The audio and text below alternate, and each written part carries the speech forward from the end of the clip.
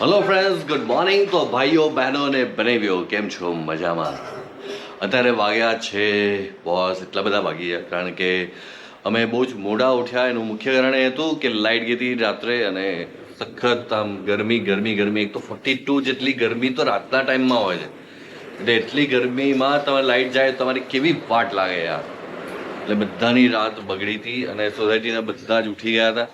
બધા આમ નીચે તો સખત બહુ જ બધી પબ્લિક હતી એમ. એટલે વૃષ્ટિને કોઈ અસર ના થાય કારણ કે એને ગરમીને બહુ જ જૂનો સંબંધ છે. એટલે વૃષ્ટિબેન ક્યારે એવું કે છે. અચ્છા, તને ખબર હતી લાઈટ ગઈ હતી? એટલે મને અવાજ આવતો હતો નીચે લોકોનો, આમ હસતા હતા જોરથી. શું કરતા હસતા હતા આમ વાતો કરતા. અચ્છા.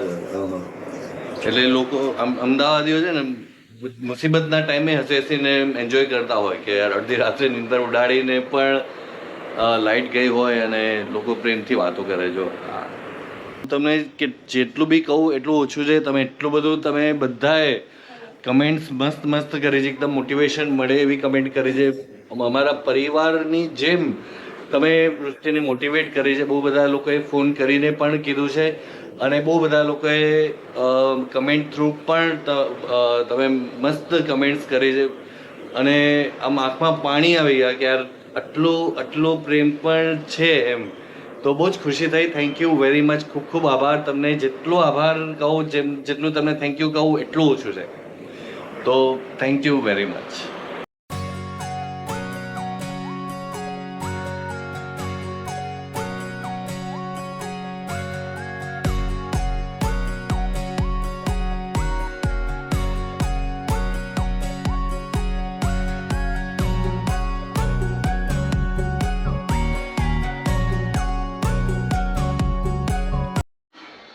આજે લિટરલી લાગી પડી જાઓ બોસ. સવારથી લાઇટ જ નથી અને આખો સાંજે છેક 5 વાગે લાઇટ આવશે. એટલે આજે પવન વગર લાઇટ વગર એકદમ કાઢીએ છે. અને મારે તો એડિટિંગ કરતો હતો અને જેવું પ્લગ કાઢ્યું ને તો લેપટોપ જ બંધ થઈ ગયું કારણ કે મારે સોફ્ટવેર જે ચલાવું છું ને તો એ કન્ટિન્યુ મારે પ્લગ અંદર રાખવું જ પડે એમ.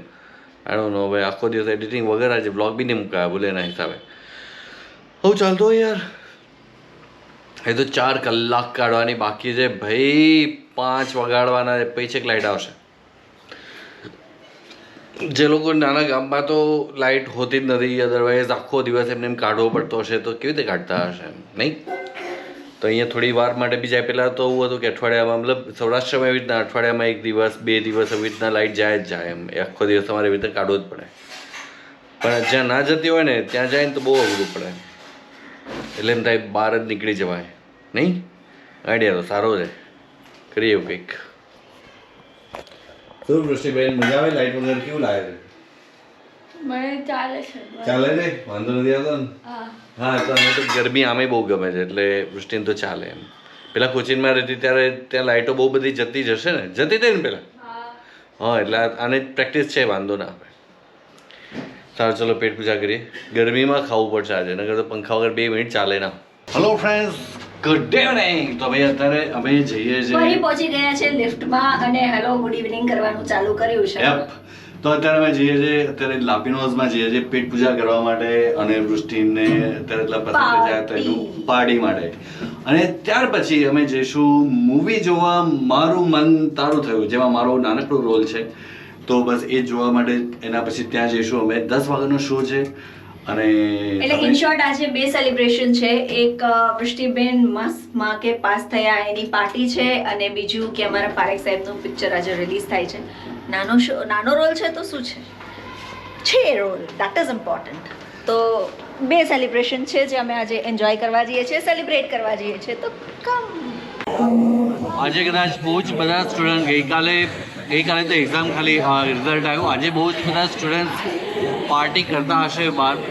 અને મેં ઋષિભાઈ એ જ કીધું કે તારી ફ્રેન્ડ્સ જોડે બહાર જઈ આવો અને મસ્ત ફર્યા આવો, જમ્યા હોય, આમ મજા કર્યા આવો. પેરેન્ટ્સ જોડે અલગ મજા હોય, ફ્રેન્ડ્સ જોડે અલગ મજા હોય. તો સરખા હોય તો વધારે મજા પડે. હવે પાર્ટી ટાઈમે ભૂલી જવાનું કે શું રિઝલ્ટ આવ્યું શું નહીં, બતાવી ગયો, આગળ વધવાનો ટાઈમ છે યુ નો. તો અત્યારે અમે આવ્યા છે અત્યારે લાપીનોઝમાં.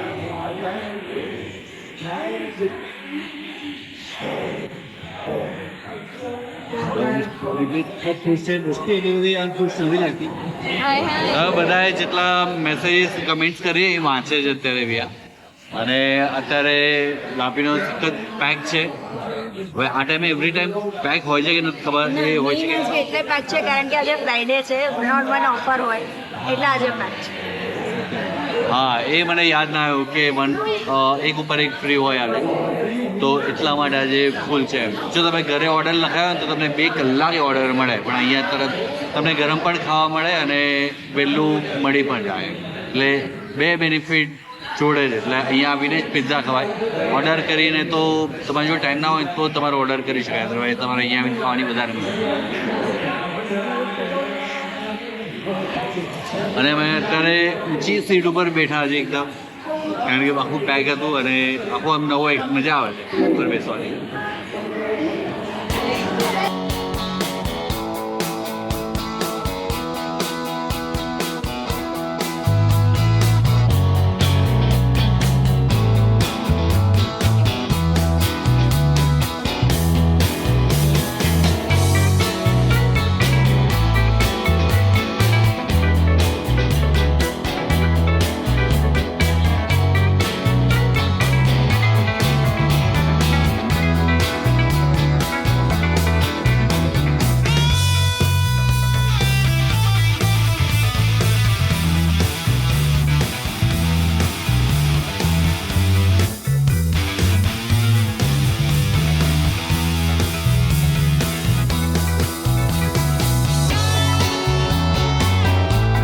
તો લાપીનોઝમાં જઈ આવ્યા, મારુતિ નંદન અહીંયા છે, કાઠિયાવાડી.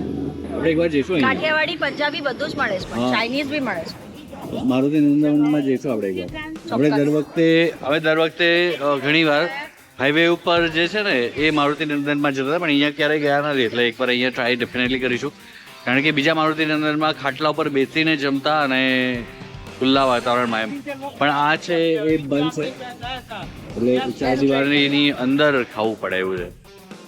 નહીં તો મજા આવી, પેટ વેટ ભરાય છે ને? હા એકદમ. હવે વૃષ્ટિબેનની ફેવરેટ વસ્તુમાં તમે એવું પૂછો કે પેટ ભરાયું તો પછી તો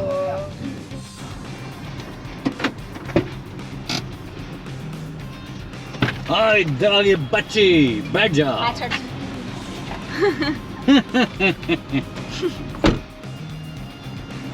આહા આહા આહાહા. પેટ્રોલ બહુ ઓછું છે બગા. પહેલા આપણે જઈએ પેટ્રોલ ભરાવા ઓકે અને પછી જોઈએ આપણે મૂવી જોવા માટે. અને અત્યારે વાગે 9:36 થઈ ગઈ ને. તો ઓહો, તો શું કરું, પેલા પિક્ચર જોઈશું? હાસ તો ઓકે ચલો. ને કે और पूछ हद है 10 વાગ્યાનો શો છે. जी અચ્છા, તો પેટ્રોલ નહીં ભરાવે? ના એક જ પોઈન્ટ છે બગા. કઈ વાંધો નહીં. અચ્છા,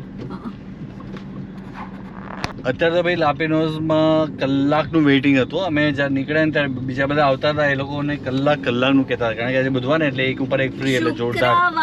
ખબર નહીં શુક્રવાર, મને કાલે રજા છે એમ એન્જોય નથી કરી શકતા, જોઈ નથી શકતા શું છે. બીજી વાર બોલ્યા બુધવાર 2 વાર કરેક્ટ કર્યું એટલે કે ઘણી વાર ભાઈ એવું મનમાં છપાઈ જાય કે આજે આ વાર જ છે. શું કામ પણ કાલે મારી રજા છે, નથી જોઈ શકતા, નથી આમ ખુશી મારી એમ જોઈ શકતા ઓ તમે. My God. તો તો ફરીથી બીજાની લિફ્ટમાં ચડી ગયા છે.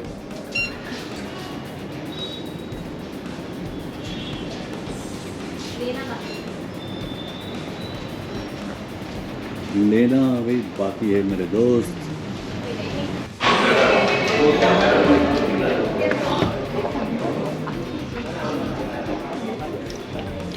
મસ્ત મસ્ત થિયેટર છે, સેટિંગ વેટિંગ બહુ જોરદાર, મજા આવશે. આવવા જેવું છે.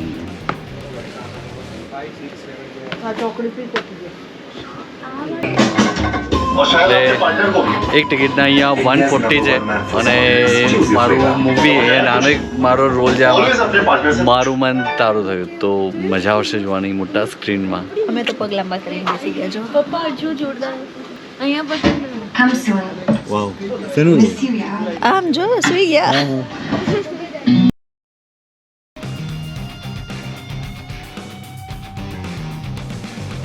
બોસ અત્યારે બ્રેક પડ્યો છે મૂવીમાં અને બોસ ખરેખર બહુ જ જોરદાર એક્ટિંગ છે. આઈ એમ સોરી કે ભાઈ હું મારા હસબન્ડના આટલા વખાણ કરું છું નહીં, પણ બહુ નાનો રોલ છે, સરસ છે, બહુ મસ્ત કર્યું છે. આઈ મીન હું તો જોતી જ રહી ગઈ.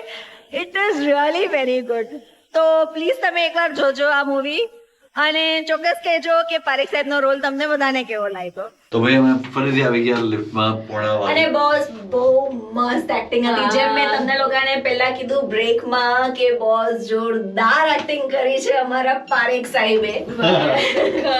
ખરેખર બહુ જ જોરદાર એક્ટિંગ છે. ભલે નાનો રોલ છે બટ ખરેખર બહુ જ જોરદાર એક્ટિંગ કરી છે બોસ. હાથ લો હવે તમારે જે બોલો એ બોલો. તો ભાઈ કેટલા વાગે? પોણો વાગ્યો છે. તો હવે બસ પાછળ સાઈડ ગાડી છે. તો હવે અહીંથી જઈએ ઘરે અને પછી આપણે મળીએ આવતીકાલે. તો જો તમને આ બ્લોગ ગમ્યો હોય તો પ્લીઝ લાઈક કરજો, શેર કરજો, કમેન્ટ કરજો અને ચોક્કસ આ પિક્ચર જોવા તમે આવજો અને મારી એક્ટિંગ તમને કેવી લાગે છે જોઈને ચોક્કસ કહેજો. તો મળીએ આવતા બ્લોગમાં. Till then have a nice time. Bye bye, good night, જય શ્રી કૃષ્ણ. જય શ્રી કૃષ્ણ. તો વૃષ્ટિબેનને પાર્ટી કેવી લાગી? બહુ જ મસ્ત, બહુ મસ્ત, મજા આવી.